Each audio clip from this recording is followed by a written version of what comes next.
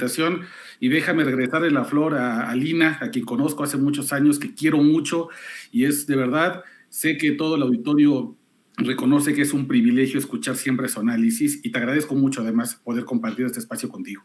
Es un privilegio tenerlos a todos ustedes aquí, estas grandes voces, estos grandes periodistas aquí en Sin Censura, y especialmente con un tema que es complicado, pero que hay que analizar a profundidad, Oscar. Este fin de semana sentencian a 60 años de prisión a tal vez pues el líder, el capo más importante en este sexenio. ¿Qué nos puedes decir sobre esto? Claro, mira, déjame primero comenzar a decir que una estrategia de seguridad que diseñó el presidente López Obrador era evidentemente no hacer caso, no imitar lo que había hecho en los sexenios anteriores, Enrique Peña Nieto y Felipe Calderón, de fijarse objetivos prioritarios, como si la caída de un capo significara la pacificación en alguna región. Esto es, digamos, la estrategia que me parece que está mal explicada, lamentablemente, la de abrazos, no balazos, que es preferir la inteligencia financiera o otras investigaciones criminales en vez únicamente de depender de estos grandes operativos fastuosos que vimos mucho tiempo, incluso de helicópteros artillados de la Marina disparando en zonas residenciales como sucedió en Morelos, por ejemplo, en Cuernavaca. Dicho esto, el presidente López Obrador no ha abandonado del todo los arrestos necesarios, por llamarlos de algún modo. Y ese es el caso de El Marro, el líder y fundador del cártel de Santa Rosa de Lima, quien fue detenido la madrugada del 2 de agosto del 2020. Y evidentemente se trata del capo de mayor peso que ha sido detenido en la actual administración y en un proceso muy rápido para un criminal ya fue sentenciado, como tú bien comentas. Sin embargo, la sentencia de 60 años contra este capo del huachicoleo y de las drogas, que tiene 41 años, es decir, que prácticamente 60 años de prisión para él es una cadena perpetua en los hechos, no viene por un tema de crimen organizado o delitos contra la salud o de algún tipo de este tipo de delitos que usualmente asociamos a los cárteles de las drogas, sino que viene por el secuestro fallido de una empresaria originaria de Celaya, Guanajuato. Sin embargo, bueno, mientras él esté en prisión, otros procesos podrán seguirse en su contra y seguramente se van a ir desahogando muchas otras investigaciones que tiene pendiente la Fiscalía General de la República. Y bueno, me parece que es un acierto importante de esta administración, sobre todo porque estamos acostumbrados a ver que este tipo de criminales se les alarga mucho tiempo el proceso judicial, no suelen llegar incluso a sentencias, se meten amparos, luego algunos jueces corruptos los dejan en libertad y por el momento ya el capo de mayor peso detenido durante esta administración ya está sentenciado a 60 años. Y le voy a pedir, Óscar, a don David que nos grabe con la siguiente pregunta, porque mira, tras incidentes como el llamado Culiacanazo, la ultraderecha mexicana ha querido implantar siempre la idea de que el gobierno de López Obrador no ha detenido a los grandes capos de la mafia, como lo hacían en estos espectáculos muy lamentables en tiempos de Fox y Calderón, con García Luna, por ejemplo, o en tiempos de Peña, de presentar en cadena nacional a los supuestos líderes del crimen, así como si fuera en su momento pues la detención de Vercingetorix por César en la Roma antigua, ¿no?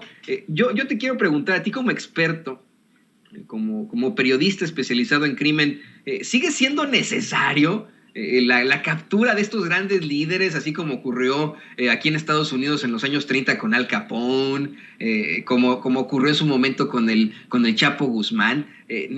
No es como la hidra de la mitología griega que le cortas una cabeza a la delincuencia y le salen otras dos. Efectivamente, lo que hemos visto, y esa es la experiencia no solamente mexicana, sino latinoamericana y te diría europea, incluso con las mafias italianas, es que la detención de un capo no significa la desarticulación de una estructura criminal. Al contrario, en muchas ocasiones la detención de un capo puede llevar incluso a una disputa interna por el control de esa estructura que termina por ser, digamos, el explosivo necesario para que otras expresiones de violencia se detonen en regiones que están relativamente pacificadas. Sin embargo, me parece que la detención de El Marro tiene un mérito propio, porque el cártel Santa Rosa de Lima estaba generando una especie de alianza con el cártel del Golfo para pelear contra el cártel Jalisco Nueva Generación.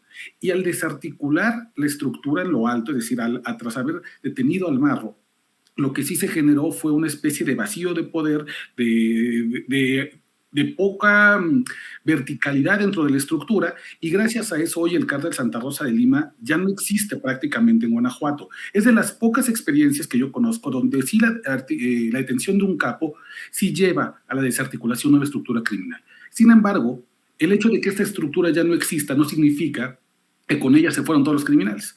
Muy probablemente la gente que trabajaba para el Marro hoy ya esté incrustada en otro cártel que por la fuerza o por el convencimiento con dinero ya estén trabajando con ellos. Y lo más probable, y a eso apuntan muchas investigaciones de inteligencia criminal, es que el cártel Jalisco Nueva Generación ya arropó, digamos, a todos los que quedaron huérfanos del liderazgo del Marro.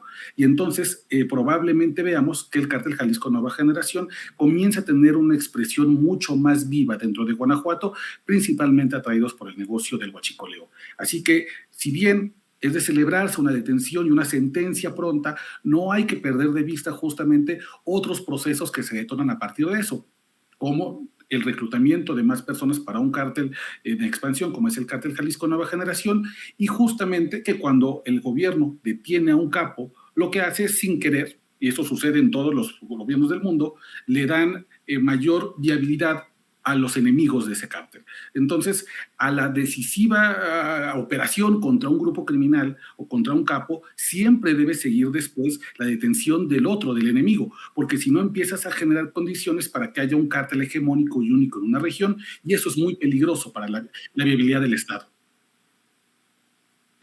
Y ya para cerrar, cambiando un poco de tema, Oscar, yo creo que no nos podríamos ir, y perdón que te cambie un poco el tema así, no nos podríamos ir sin mencionar una situación verdaderamente lamentable. Hablas justo ahora de esta casi sentencia de cadena perpetua al Marro, pero hoy cumple 100 años de edad el carnicero, el genocida de Luis Echeverría, y cumple 100 años de edad en libertad, en la completa impunidad.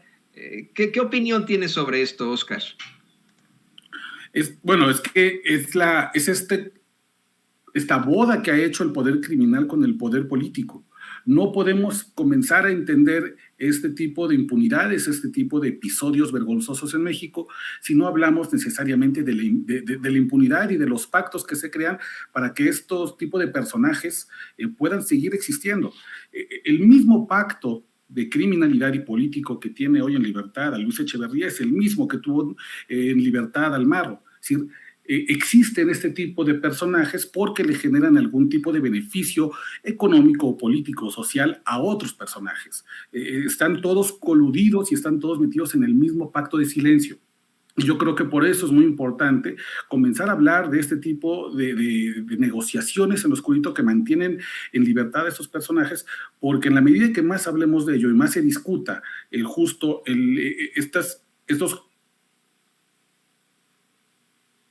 Se nos fue desafortunadamente Oscar Valderas en estos momentos. Vamos a ver si podemos restablecer con él la comunicación. Se nos está también yendo el tiempo. Ha sido una jornada muy, muy larga y muy interesante, con muchos invitados aquí en Sin Censura. Todavía tenemos mucho más. Le pido a mis compañeros que me digan si ya tenemos de vuelta a nuestro queridísimo Oscar Valderas.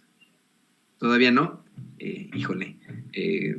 Hablábamos hace unos momentos del carnicero, del genocida Luis Echeverría, que cumple hoy 100 años de edad en libertad y en la completa impunidad.